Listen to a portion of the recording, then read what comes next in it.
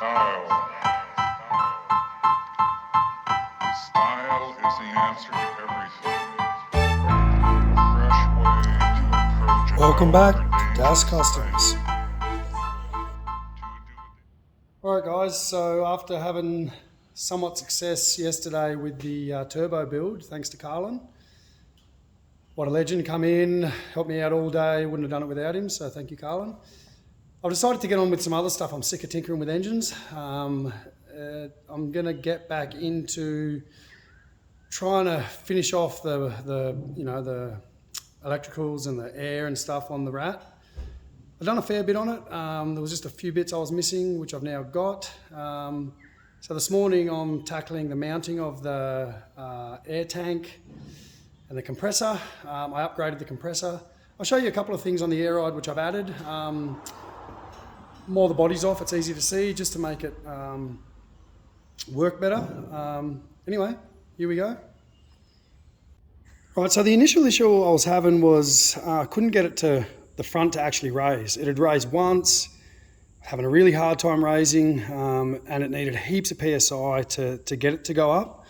And it's obviously an issue that people have.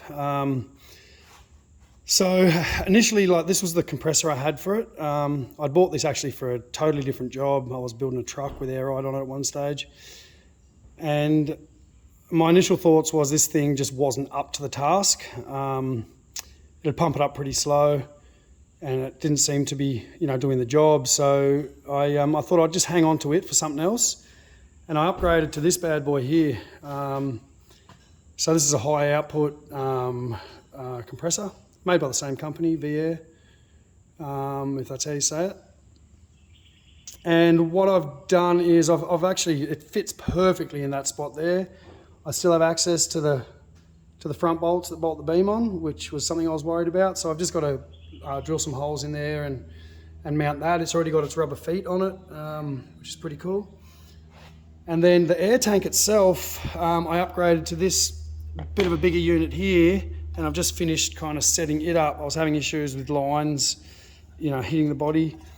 And where I'm going to mount it, one-handed, of course, is right in here.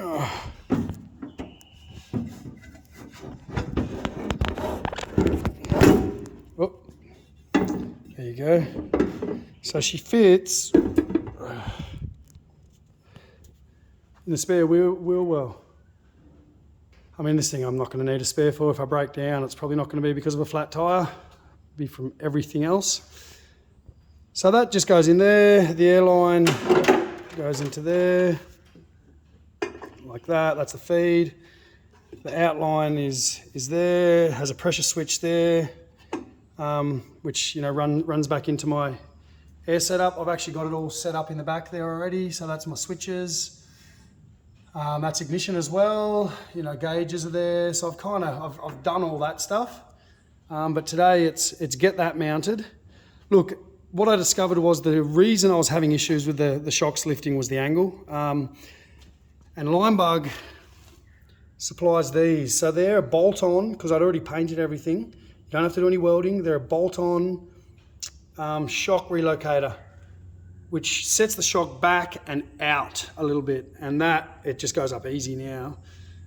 So that was a good discovery there. Yeah, all the rear stuff, which you've probably seen before, but I'll just give you another quick look at here. So the rear's I fabricated all of it. It's sitting there ready to go. The axles are in the bug. It's all ready to go. I just wanted to do the kind of last finishing touches on this thing before I'm going to mount the guards on it. I've got them outside just with some inner paint just drying. I've got to plug that hole there, make a little panel. That's where the gearbox the trans was hitting. And then glass. Glass will be good. Rip the headliner out. I don't think I'm even going to run a headliner. I mean, this thing's pretty bare bones. It's got no interior, no carpet. It's got door cards, but that's about it. Anyway, let's have at it. All right, so I put some nutserts into the bottom here so I can actually put the bolts in up from underneath. I was trying to figure out how the hell I was going to get my hand in there, but good old nutserts. They've been real handy. So then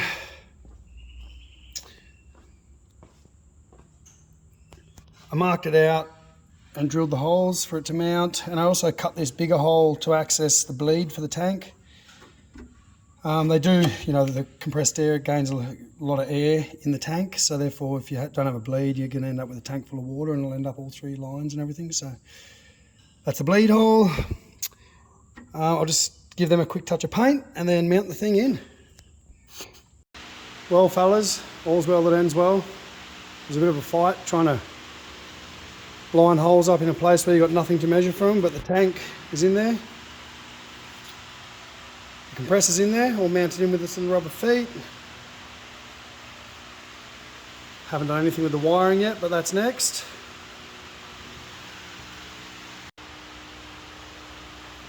Well fellas, it's starting to look pretty cool. Got the rear wings on. First time I've mounted them with the beading in. So they're on, that's it, they're done. Got the passenger side front wing on, and I'm just about to put the driver's side on. The reason I hadn't put the driver's side, I'm still chasing one wheel. Been looking for one for ages. You can see the other side. It's actually a space saver out of a Kia, out of a Hyundai i30. And the rear wheels are off a Kia Sorento, so they got the same look to them, that kind of hole, which I like. I think I might paint the rears that red colour. But I just don't think when I put the body down that it's going to fit over that wheel. So anyway, I'm going to mount it anyway and just see how it goes. Sometimes that's all you can do. Look, ultimately this thing's a rat, but I just can't bring myself to bolt that on. So what I'm going to do, I just hit it with a wire brush and then bit of black paint.